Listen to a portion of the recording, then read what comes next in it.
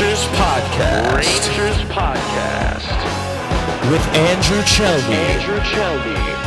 And Nick Zararis.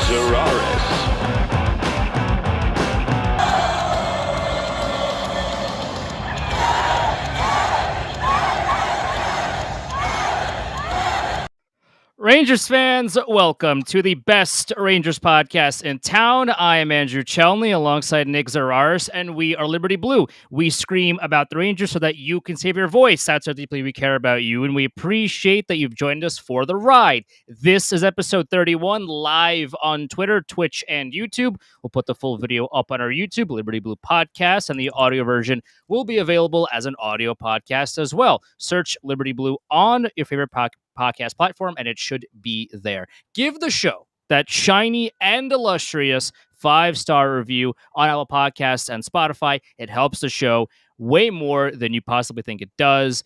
At Liberty Blue Pod on Twitter and Instagram, I am at Chelney Andrew, CHELNEY Andrew, alongside Nick Zararis, Nick ZARARIS. Those are our personal handles to follow as well. Nick, well, until last night, that was fun.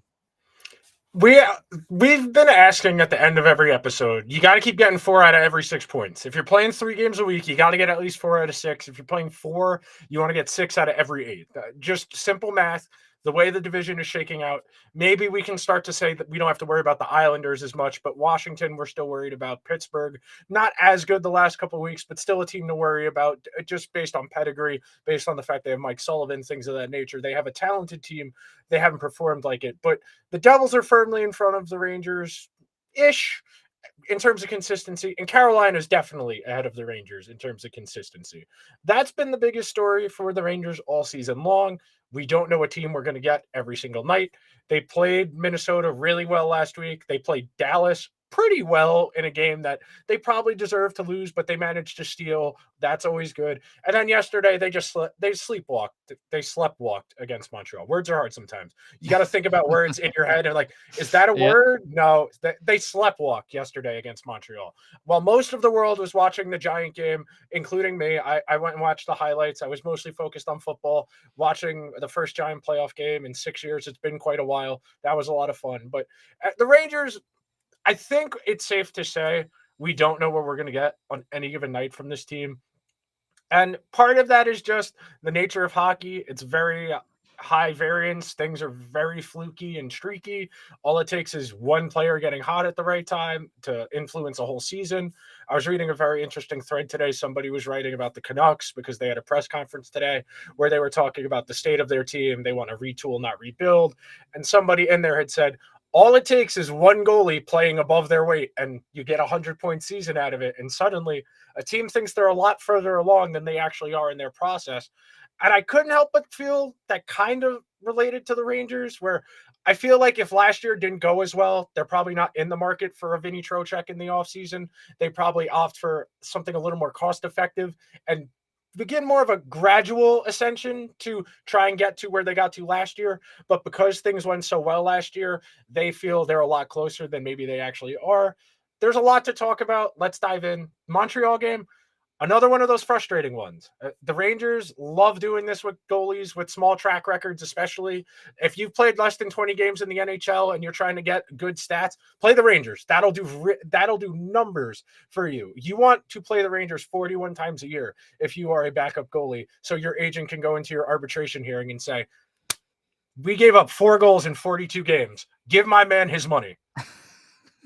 Yeah, I mean, first of all, I want to disagree with you a little bit on what you said on Trocheck and all these things, because I do feel like because Vinny Trocheck was available and because the Rangers liked him regardless of that series against, when the Hurricanes did play the Rangers, I think the Rangers would have signed him anyway because they needed a center and they were like, well, Vinny Trocheck is good at hockey, so we'll sign him. I think even if the Rangers didn't make the conference finals, I feel like they're in their head, the thought process of letting more years of Panarin and Zibanejad and Kreider and Shesterkin go to the wayside didn't really gel with them. I feel like the Trocheck signing and these signings would have happened anyway, or at least if not them specifically, maybe similar players to that in that vein, I do still feel like they would have been big buyers at free agency. But in terms of Montreal, yeah, I mean, we tweeted this last night. This is another one of those situations where the Rangers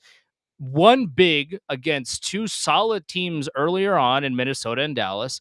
And then they got to Montreal, and in their heads, they were like, "Oh well, we just beat really good teams. We could just handle Montreal. It's fine." And then they came in and they got dumpstered in the first period. Shesterkin really saved the day numerous times throughout the night. And I was watching the Giants, but I was flipping back and forth as well because I'm a psychopath and I'm watching the Rangers and Montreal game as opposed to the Giants winning their wild card game, which I was watching that as well. But I was flipping back and forth. I was watching the Rangers handily lose to a really bad Montreal team as well, which I don't know how you let that happen if you're Gerard Gallant or anybody on the team. But that's neither here nor there. This is another one of those situations where the Rangers there's a stomach bug going around, and I understand like they're maybe not 100%, and they some of the players feel sick and all these things, but these are games you need to get points out of. How can you go beat good teams only to just lay an egg against a really bad team? Like you have to, if you're doing the hard work, do the easy work as well. Why do they come in and just assume they were going to win and play like that? Like you can't do this. This is the NHL. No matter how many wins a team has, no matter how bad a team has played coming into your game, you still have to play your game in order to win. That's how the NHL works. And the Rangers didn't do that, and they lost. Shocker. Okay, so one of the big picture parts of this that a few other people I've seen talking about this on Twitter, and a few people I've seen write about this, is the Rangers don't really have that preferred style they want to play down yet. Every single game, they're kind of piecemealing it together based on their opponent, and that's kind of why they're inclined to play down to their opponents or play up to good teams. And part of it is rooted in that Gallant wants them to minimize risk as much as possible. That means dumping in the puck, going to get it. That means playing the puck like a grenade in the defensive zone. Just get it out of the zone. Worry about getting it later. The entire ethos of Gallant with this team has been minimizing risk and trying to play low event games. First problem, the Rangers defense is not suited to play low event hockey. They do not have shot suppression specialist defensemen. Their best shot suppressing defenseman is Ryan Lindgren, who plays with Adam Fox. And Adam Fox does suppress scoring chances against because he has the puck. When Adam Fox has the puck, he can do anything he wants on the ice. He bends the game to his will. I would say Adam Fox won them the Minnesota game last week by himself at points, forcing that game along, setting up the game tying goal, scoring the goal by himself when they were down 2-0 to get back into it. But other than that, they don't really have the defenseman to play a shutdown, low event style and counterattack. That's the ideal way Gallant wants to play. Absorb pressure, let the other team take bad shots from the perimeter, from the point, get the puck, go the other way fast with speed. They don't really have a ton of speed on the wing to go forward. Their best transition players are Panarin and Zibanejad. Other than that, everybody else is still either slow or just not well suited for that type of game. And because they've gotten better defensive results the last couple of weeks, they have conceded less. Part of that is just they've played some bad teams and been able to take advantage of that. But I see what they're trying to do. They just don't have the personnel the way they want to play it. The whole point of playing these low event games, and I've been trying to think of the exact right metaphor to use to explain it. So hypothetically, you're playing your first line against another team's fourth line. You would assume your first line is going to be able to outplay the other team's fourth line more often than not. That's the general consensus you would expect more often than not. If you're playing your first line against another team's first line, but your first line has better players, you're going to assume that your better players will be able to beat the other team's better players. And playing this low event style of hockey dictates that one or two plays are going to more likely than not decide the outcome of the game. That will decide the big picture result of the game. A handful of plays. And Gerard Gallant is banking on having Zibanejad, Panarin, Fox, Kreider when he's healthy, being able to our guys are better than you against most teams in the league. Excuse me. And against most teams in the league, that'll work. Against, I would say, a good 21, 22 teams in the league, the Rangers can just say, our guys are better than your guys. And more often than not, in a low event game, that will work. The Rangers run into issues when their guys can't get anything going. or if their guys are not the best guys on the ice. You think about how well the Zibanejad line, how well the Kid line, how well the Panarin line played in the playoffs last year, up until they got to against Tampa. And then Tampa said, okay, you think your guys are better than our guys? We'll take that bet. And Tampa said, we can play low event hockey, and they outguised them. It sounds very simple and like basketball to reduce it to your 5 guys versus my 5 guys. But that's the whole idea here behind playing this low event style of hockey. And the Rangers just don't have the talent to do that all of the time. They are not a Colorado. They're not a Tampa. They're not one of these. They're not a Toronto even. They don't have the high-end talent that plays in a style that is easily replicable. And the Rangers still haven't really found a foothold in how they want to play. Well, one of the problems with that is they don't generate 5-on-5 offense. You can't create a style in which you play 5-on-5 in if your offensive players don't create enough 5-on-5 scoring chances. Last season was the same issue, and now this season hasn't changed. You need players, especially your top 6, that can, at times when they want to, take over a game at even strength. Pretend the referees aren't there. There's going to be no power plays for your team. How are you going to create offense? The Rangers don't have that kind of player that can say, get out of my way. I will score a goal tonight, right now. That's it. Like, they don't have that kind of player.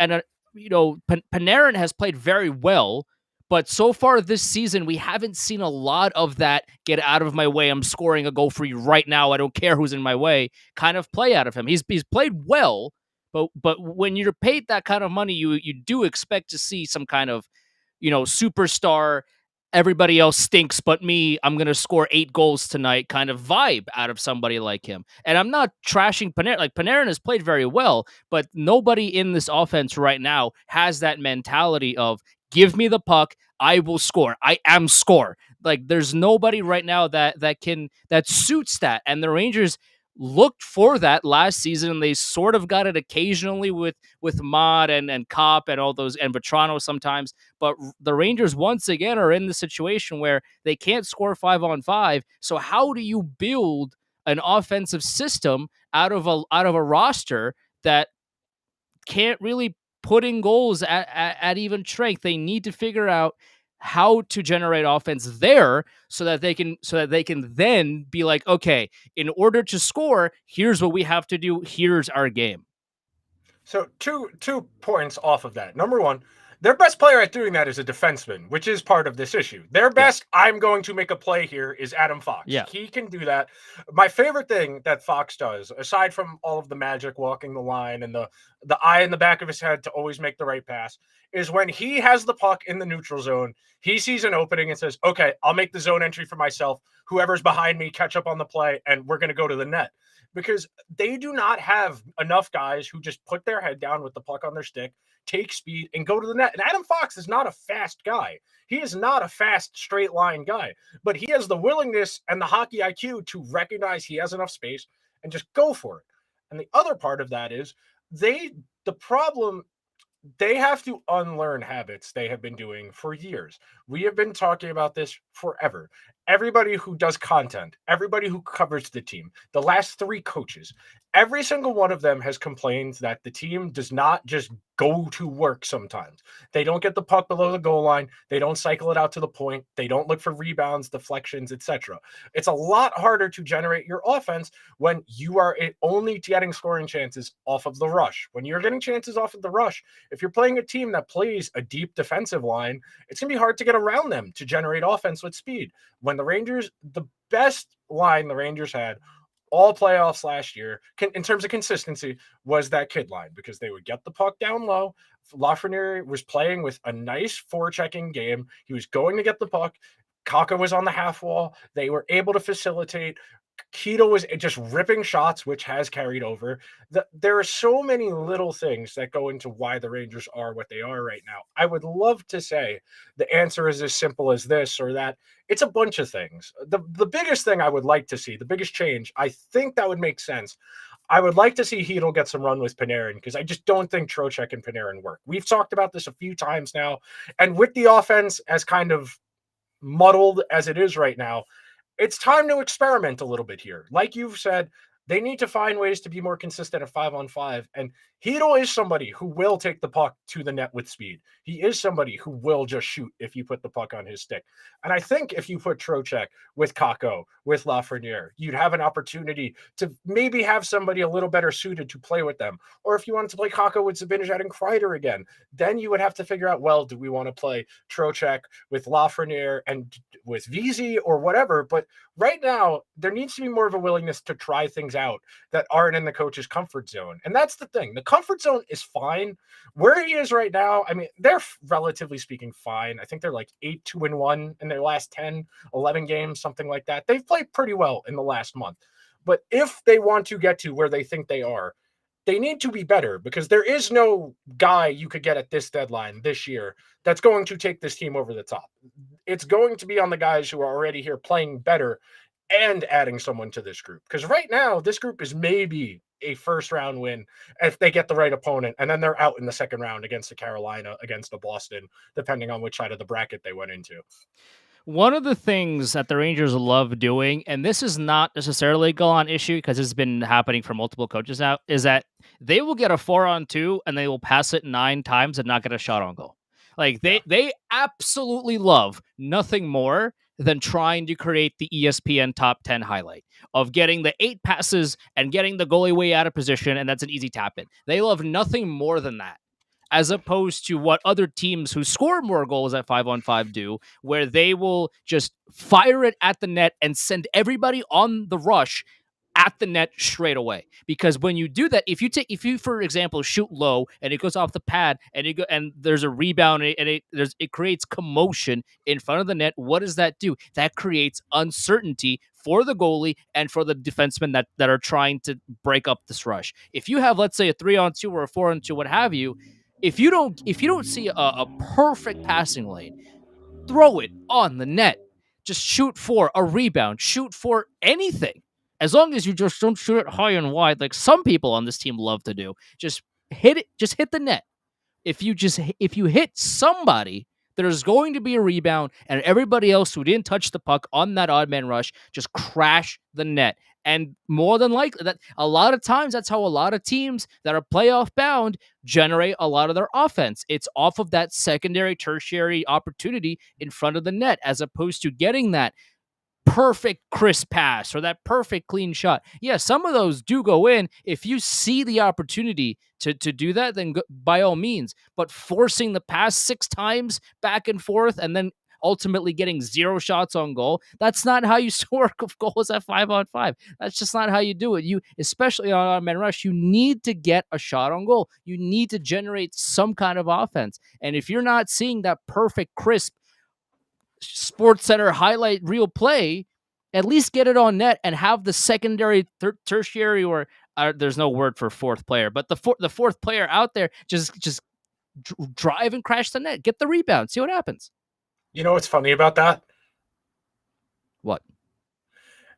Up until last year, the NHL did not exist on SportsCenter's top 10. So they were just doing it for fun under John Tortorella, under Alain Vigneault, and David Quinn. That was just for fun. That was, I don't want to shoot. No, you shoot. Like those obnoxious people in every teenage rom-com. No, you hang up first. Well, no, you shoot first. Somebody shoot the puck, please. Please. My children are starving. Please. 1 shot on goal. I beg. Yeah. Oh, okay. So one thing I want to touch on from the games last week. This is what we mean when we say inconsistent. They pulled a victory out of their ass Thursday night against Dallas. They had no business even getting to overtime in that game.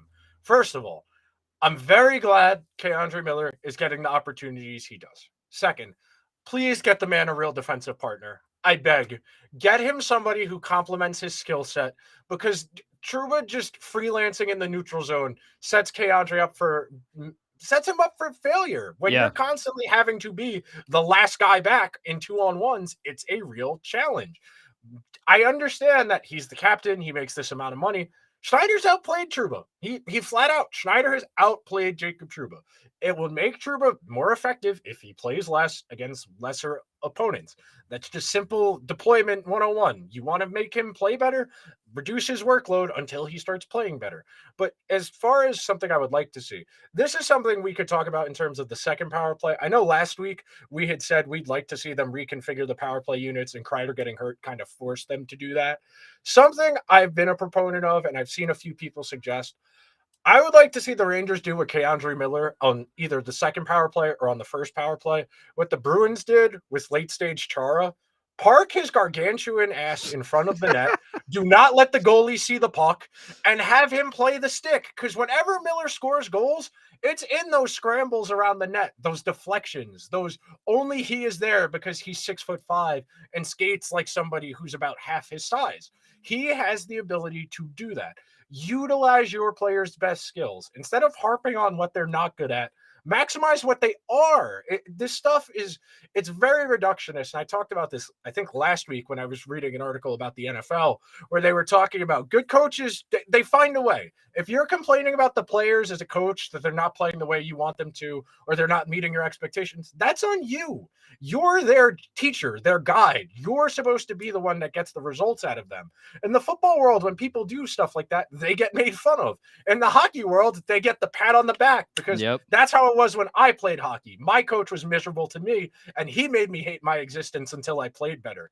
We can be positive reinforcing. We know positive reinforcement works better than negative reinforcement. There are psychological studies on this in children, in adults, in workplace settings, in social settings. We know that this works. And hockey is lagging behind exponentially in a number of categories, but let these younger guys cook.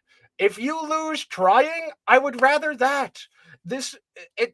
I know we sound like we're doing the greatest hits this episode because it's the same problems that have been all season fix long. them, and we will stop talking about it. It's the same problem.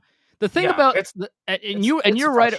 It is very frustrating. The thing about the Miller Trouba pairing is, on top of Trouba just being bad at defending, is that like K'Andre Miller is an offensively minded player. Why? Because he spent most of his career playing forward. He understands timings and how and when to push the play and properly and all these things. You need to pair K'Andre Miller, as you talked about, with somebody that can either, or hopefully both, either cover for him when he pushes deep in the offensive zone, and you need somebody there to kind of be the anchor, or someone that can complement his style of play and play off of what he's doing on that particular play. The problem with Jacob Trouba is that he's also all offense and no defense.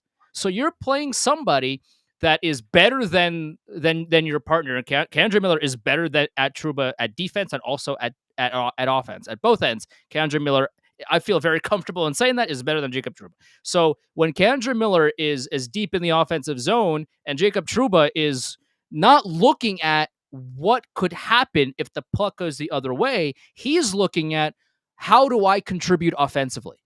That's the biggest problem with that pairing, is that both of them think offensively. So when you have K'Andre Miller, who's deep in the offensive zone because he's good, he has good offensive IQ and he understands what to do with the puck deep in the zone, you need your secondary defensive partner to basically anchor the blue line and be like, hey, if the puck suddenly goes the other way and there's an automated rush or whatever, I need to be in the best possible position in order to prevent that. Ryan Lindgren does a phenomenal job of this when he's paired with Adam Fox. Adam Fox obviously is incredible at both ends of the ice, but when Adam Fox is deep in the offensive zone, Ryan Lindgren is not thinking about, how am I going to score? He's thinking about, if the puck is going the other way, where am I in relation to everybody else so that I can prevent a scoring opportunity? Jacob Trouba does not do that at all. My man's is somewhere thinking about the next goal he's going to score or the next shot he's going to take that's going to hit the stanchion or something, because it's not going to hit the net. Let's be honest with ourselves here. Jacob Trouba, when he shoots, it's not hitting the net. It just doesn't happen. So that's one of the biggest concerns with that second pairing, is that you have two players that are very like-minded in how they play, except one player is very, very noticeably better than the other one, but they just play the same style. So K'Andre Miller is deep in the puck deep in the offensive zone with the puck, but instead of Trouba being like, okay, my defensive pairing is deep, is in the trapezoid fighting for the puck, I have to hang back and prevent a possible 2-on-1 the other way, he's also getting in the trapezoid. So there's nobody back. Like that's one of the biggest concerns with that pairing, which is the another issue there is, okay, well, if you move Trouba down to the second pairing and you move Schneider up, for example, Schneider's kind of the same way. He's better defensively for sure than Trouba, which is not saying a whole lot right now. But Schneider also is a little bit more offensively minded, and he tries to get the puck in, and he does all these things. So where do you put Trouba? With Ben Harper? I beg, please no, please no. I am on my knees right now. Never. I please. If there's one thing that I ask for, no Harper Trouba pairing. I beg of you. Okay, so to answer your question and how I would solve this problem, this is something Rob Luker has been proposing for the better part of 2 years. This is something I have been proposing for the better part of 2 years. And Gerard Gallant knows it works because he did it 2 separate times last week. When the Rangers were chasing a goal, he put Fox and Miller out there together and said, go get it. Because he knows that's his best 2 defensemen for that kind of situation when they need to be able to generate offense, because Miller can get anywhere on the ice because of his reach, his speed, and his size. He is one of the longest players in the entire league. He can take up a lot of space. He can play good defense because of his reach. With him and Fox together, you've got a suppressor and a chance creator in Fox. You've got Miller, who can freelance anywhere on the ice because of his ability. And if you play Lindgren with Trouba, you give Trouba a defensive partner who is going to cover for him when he decides to take those shots. And something we've talked about, and I want to reemphasize here, when you take a shot that does not hit the net, more likely than not, the other team is going to recover the puck and take it the other way. That is a turnover. It does not get recorded as a turnover, but in terms of the outcome of the game, that is effectively a turnover. When you miss the net, the other team's defenseman recovers the puck, they gather and break out going the other way. That is effectively a turnover. When the Rangers get into this trap of shooting from bad areas, usually those are the games where the defensemen are taking a ton of shots from the top of the circles, from the top of the point. Those are not good scoring chances. So, the Rangers generated 40-something shots on goal in the game against Montreal yesterday. They had 20-something that got blocked at different points on the way. Just the little details in the way the team plays tells you how hands-off Gallant is, because it's still the same crap. It's still the shots from the point, the shots from outside, nobody going to the net, nobody cycling, nobody in front of the net off of the cycle. If you want all of those shots from the point, you got to have someone in front of the net, or there's really no point in taking that shot other than just getting rid of the puck. These are little things that are correctable, and we just haven't seen the Rangers show a willingness to either change the combination so that they stop happening or change how they want to play. They still don't know how they want to play, and we're in, the 3rd week of January almost? It's a real befuddling situation that nobody seems to realize this isn't exactly working. And it's because they're getting good results more often than not. They're not necessarily having good process, but as long as they keep winning 4 out of every 6 standing points, 6 out of every 8, etc., nobody's going to be inclined to change anything. They're going to be inclined to say, all we need to do is play that much better, get one more forward in here, and we'll be fine. I don't think that's the case here. If you ask the Carolina Hurricanes, what kind of style do you play? They will tell you what kind of style they play, because they know the kind of style they play.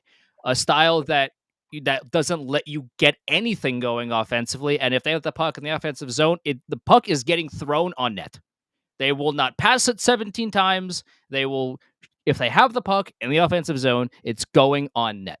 That is their strategy. They have a plan in place. They know what it is, and they execute it game in and game out.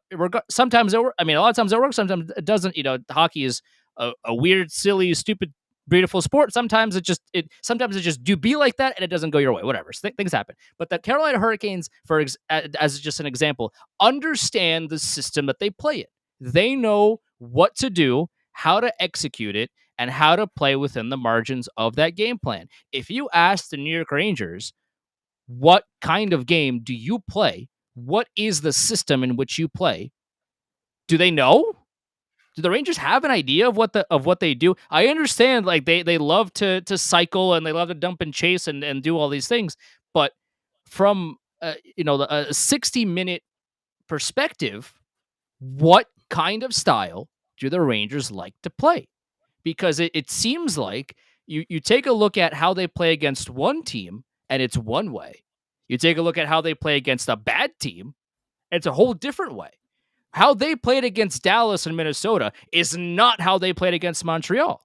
They did not employ the same system game in from one game to the next. That at the core is what is causing all of these red flags for this team. They don't know how to play from one game to the next. They are switching, or at least it might not be of an active switch. It might just be a passive, like, hey, we're playing a different team. Maybe we'll play a little bit differently here and there at certain spots, or it might just be subconsciously. I don't think actively Gerard Gallant is going in the locker room and be like, hey, here's a whole different new a book of how to play against Montreal versus anybody else. That's not happening, obviously. But they are playing a different style of hockey, and the Rangers they don't know what their system is game in and game out, and until they figure out what it is for sure, we're going to be seeing a lot of these ups and downs. I'd like to make an addendum to that. They know what the system is. They do not execute the system more often. I would like to make an addendum. I know that they are very individualistic. Hockey is a very individual in terms of execution. Where, like, football, basketball, you have rigid drills, you have set plays and stuff. Hockey has principles and has rules where you get the puck in this situation, it should go here. If you get the puck in this situation, it needs to go there. Hockey has very different types of interpretations of how you execute your system. The Rangers, we know what the Rangers want to do. They want the other team to shoot from crappy areas. They want to spring on the counter. And when the counter attack isn't there, they want to dump it and go get it.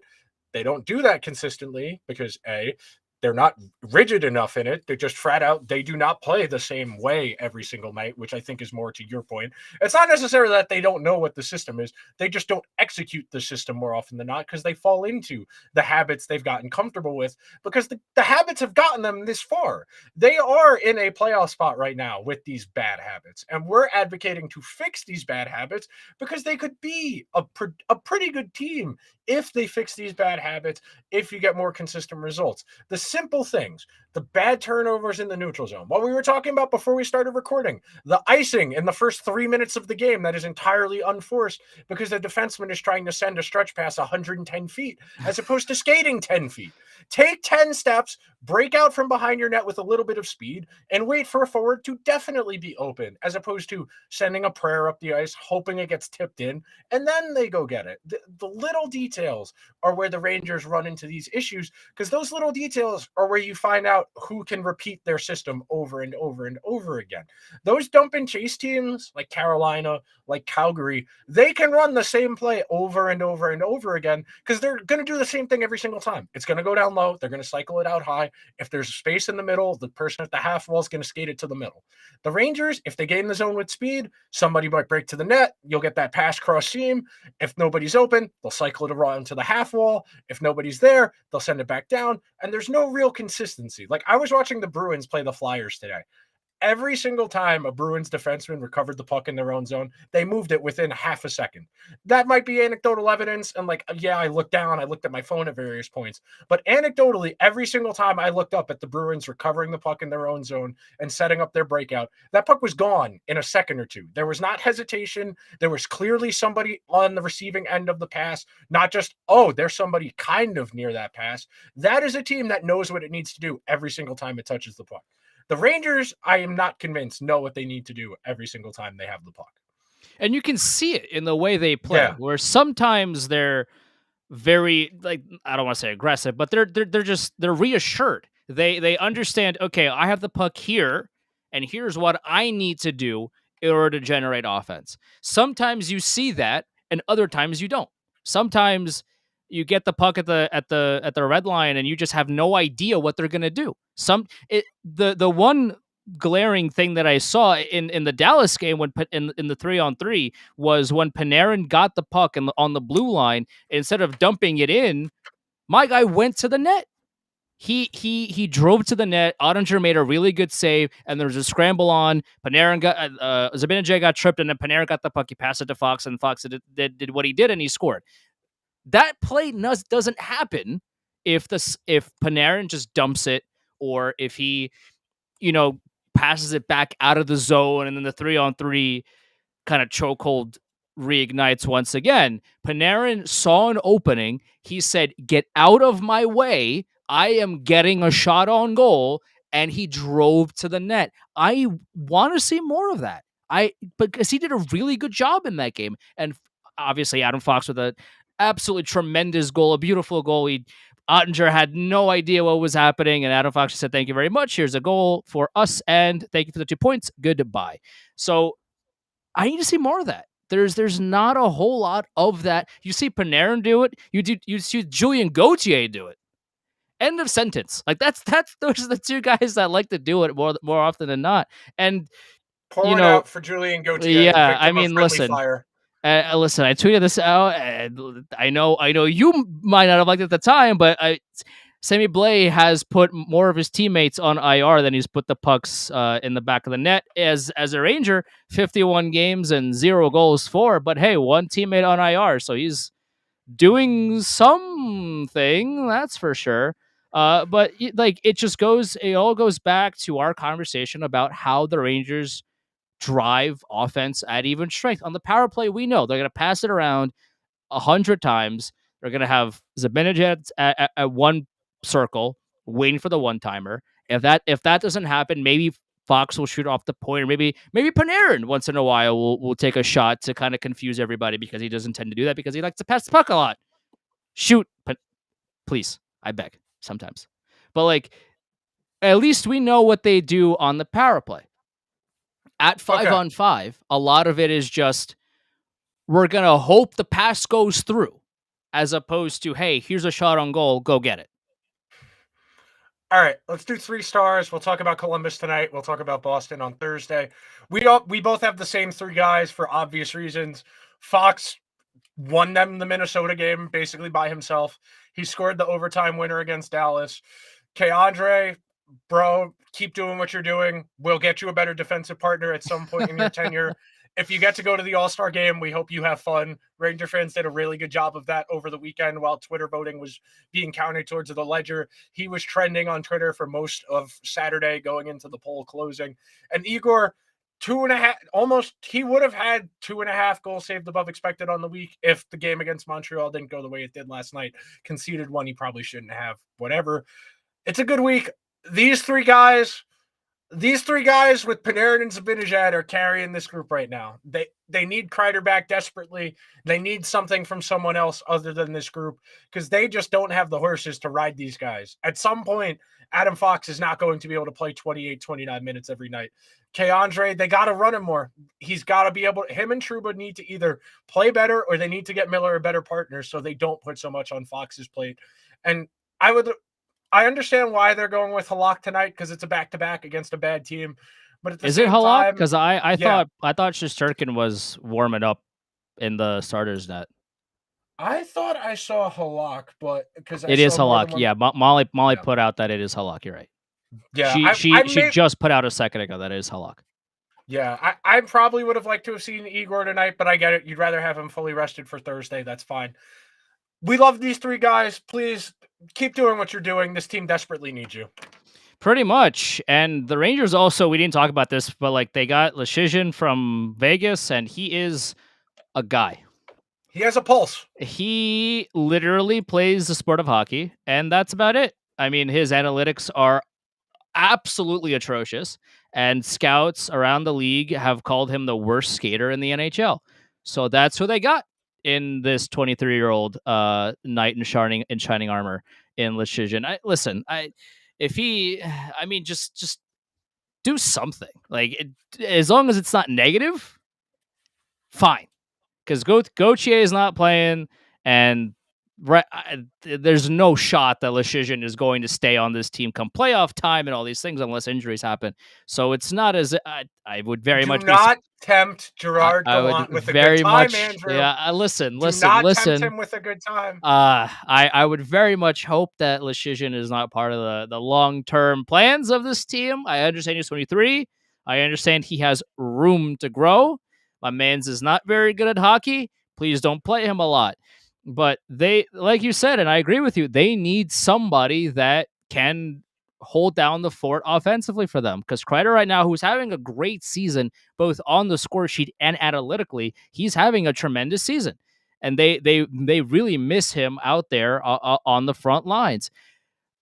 From now until the deadline, and I don't think the Rangers will make any big moves until closer to then, because right now they're saving every dollar they can so that they can make as many moves as they possibly can at the deadline to go out there and trade for people. But this is the team right now, and they're not generating a whole lot of offense. And with Kreider out, that only worsens the blow. And Leschyshyn is a guy, so. You know what's interesting about Leschyshyn? I found out while I was doing research before I threw out a little thing. I threw out like a 90-second thing about him last week. He suffered a major knee injury in his draft year. You would think that the Rangers, who are dealing with the after effects of a major knee injury of somebody on their team who was slow to begin with, is painfully slow now, and realize, hey, this guy is 23 years old. He was a second-round pick, and he's 23 years old. He's played 63 games at the NHL level. He's never played more than 13 minutes in an NHL game. Maybe this is... And all the people are like, well, it's AHL depth. No, it's not, because he'd have to clear waivers. He would have to clear waivers to go down, and he won't clear. He might clear waivers. He might not. But the only reason to add this guy was to take a chance on him, which means he's going to get an opportunity to play at some point, because that's the only reason you put in the waiver claim. He's playing tonight. Give him a chance. Yeah, I mean, they kind of weirdly got, I wouldn't say lucked into that, but I backed into that. There we go. That's the expression I was looking for. They backed into needing him because they claimed him, and the next day Gauthier got hurt and Kreider got hurt during the course of the same games. Why not play Rydal? That's a great question. From what I understand, Rydal is one of the people who has the stomach bug that's been going around, and that's why they haven't used him. But still, if that's what I've gathered, Andrew, that's the reason. But I would have liked to see Rydal get a run too. You have him already. It's not as if he's, I understand that you've seen him play, and you've signed him. You clearly like this guy. So why is Leschyshyn, who by scouts and analytics are showing that he's a not a good hockey player, but just watch him play. He's very slow, and he's just not built for the NHL game right now. So why is he getting a shot over somebody like Rydal? If he's sick right now and he can't play, that's one thing. But you had opportunities before that to give Rydal a shot, and you didn't. And again, we're fighting over fourth line centers and fourth line minutes and all these things, but these are the things that add up. The teams that win the Stanley Cup are the deepest teams. They're the ones where you look up and down their lineup and you say, damn, even their fourth line is pretty solid. I wouldn't want to play this team come playoff time, right? Like we're fighting over little things. We're on the margins. But the margins are where games are won. And that is one of the things that really confuses me about this team sometimes is you have somebody in Gustav Rydal who by all accounts is at the very least a better player than Leschyshyn right now. So him sitting, and again, stomach bug aside, Leschyshyn getting a shot right now when you had opportunities to at least play Rydal 1 or 2 games just to see what he's made of at the NHL level, and you don't do that, it's another just confusing play by the Rangers. Why? At least give Rydal a chance so you can see how he plays, see how he acclimates himself to the NHL level. Just, it's January. If you're going to give anybody a shot right now at the fourth line, you give him now. But you give it to Leschyshyn instead? Okay, sure. All right. I mentioned them before. I was watching them play the Flyers. Rangers played the Bruins on Thursday. The Bruins are absolutely the best team in the league. They have 5 regulation losses all year. I think they've lost in overtime once or twice. Easily the best team in the league so far. They have probably I would say they have one of the deepest rosters in the league. Maybe not the deepest, but one of the deepest. Pasternak's already got 36 goals, and it's January. He's absolutely cooking. They've got depth now because Krejci came back from the Czech Republic after a year over there. They're running him with Pasternak and Zacha. They've got Marchand playing with Taylor Hall and Bergeron. They've got Charlie Coyle. Jake DeBrusk is out right now, but he will come back at some point. Their defense their defense, I would say, is probably their weaker point. A good team would be able to take advantage of their I would say that would be the one area you'd be able to take advantage of the Bruins. Their defense isn't. Aside from McAvoy, nobody really jumps out. Grzelcyk had a goal today, but he's always very meh. Forbort is very big. He blocks a lot of shots, but he's not the best skater. Connor Clifton is an okay hockey player, but nothing to write home about. But the Bruins are a really good team. They're playing like one of the best teams.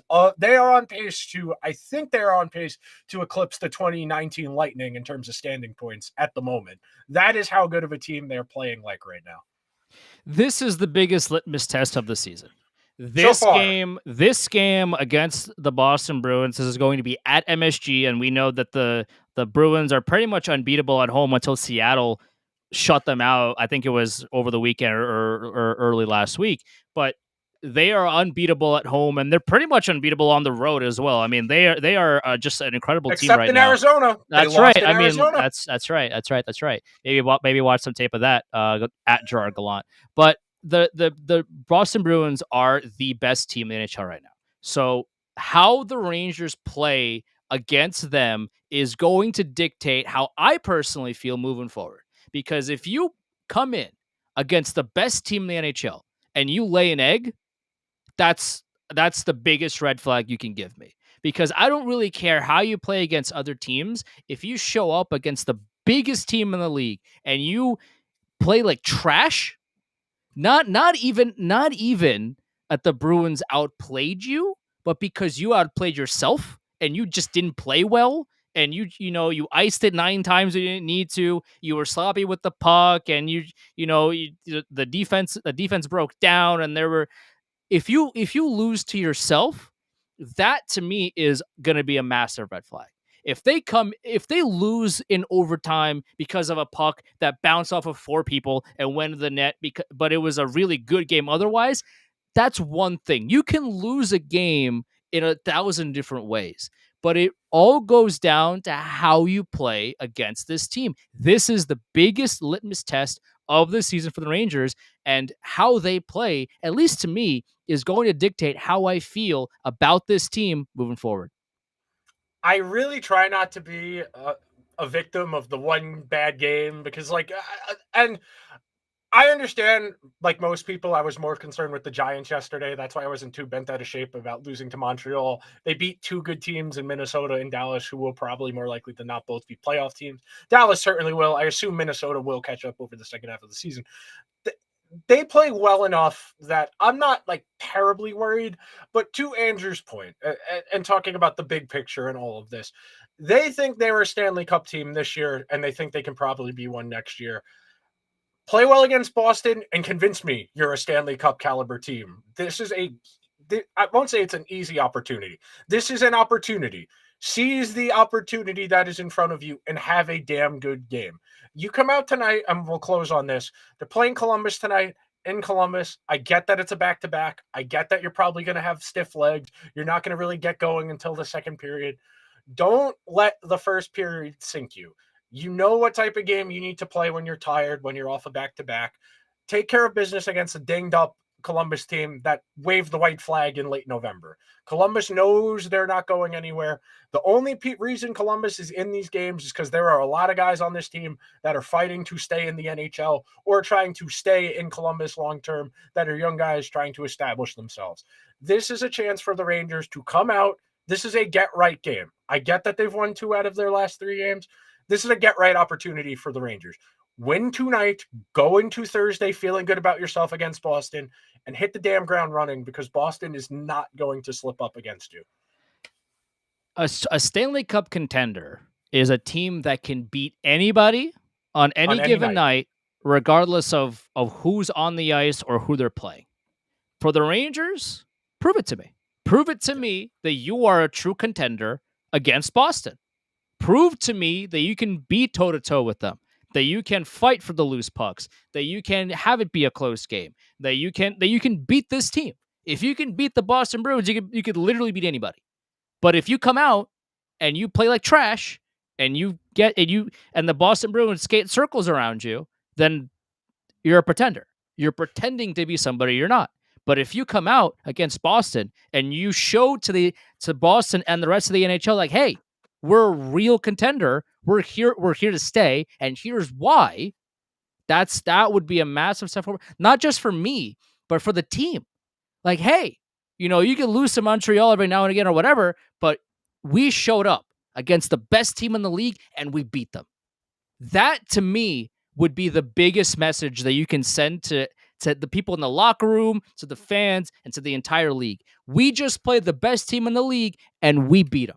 But if you come out there and you play like trash and Boston skate circles around you, you cannot convince me no matter who else you beat. All right, that'll do it for another episode of the Liberty Blue podcast. We hope you guys enjoyed today's show. Make sure you are subscribed to the show wherever you get your podcasts. It is on all of the major audio platforms. If you prefer video, we're up a couple subscribers on YouTube. Welcome to the community. Hello, hello, hello. Liberty Blue Pod on YouTube. Trying to get more content up there regularly, little things, 1.5 minute, 2 minute shorts, those kinds of things. Those are good for the YouTube community because we are talking a lot about this damn team. We got to get more content out there too.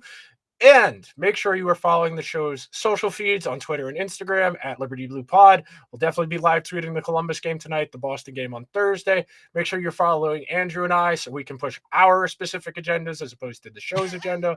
The Pavel Buchnevich agenda lives on forever. It will never die. Until they reverse that goddamn trade, the Buchnevich agenda lives on. Andrew, David Stern's not coming through those doors to reverse the trade. Chris Paul will not be a Laker in this universe. I hate to tell you.